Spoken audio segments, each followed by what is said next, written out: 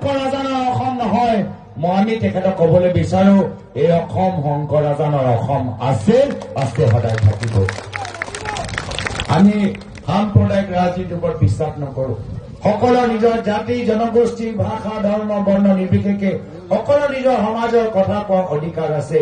কিন্তু নিজৰ সমাজৰ কথা কোৱা সময়ত বেলেগক গালি দিয়া, অপমান কৰা, এয়া আমাৰ সংস্কৃতি নহয়, এয়া আমাৰ পৰম্পৰা নহয়। আমি এনেকুৱা এখন আইন আনিম পৰৱৰ্তী দিনত, যাৰ ফলত যদি কোনোবা এটা বিশেষ ধৰ্মৰ বিৰুদ্ধে সাম্প্ৰদায়িক মন্তব্য দিয়ে, এয়া হিন্দু হওক, ইছলাম হওক, খ্ৰীষ্টিয়ান হওক, শিখ হওক, জৈন ধৰ্ম হওক, যদি কোনোবা সাম্প্ৰদায়িক বাৰ্তা দিয়ে, কাম কৰে, লগে লগে 5 বছৰ কাৰণে জেললৈ যাব লাগিব।